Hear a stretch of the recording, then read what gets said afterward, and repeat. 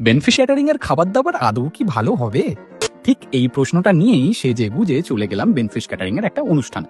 Salad বার, mocktail counter, live পানের স্টলটাকে পিছনে ফেলে আমি শটান হাজির হলাম স্টার্টার কাউন্টারে।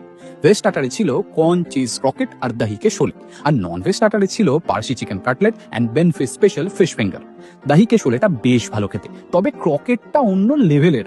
কর্ন ক্যাপসিকামের স্টাফিং এর উপর পুরো চিজের একটা আস্তরণ, এক কথায় মারাত্মক। পার্সি চিকেন কাটলেটটা ভেঙে ফু দিয়ে মুখে পুড়তেই লাগলো ডিরেক্ট হেভেনে পৌঁছে গেছি, মানে এতটাই ভালো। আর হ্যাঁ, বেনফিশের মাছের আইটেম নিয়ে তো কোনো কথাই হবে না।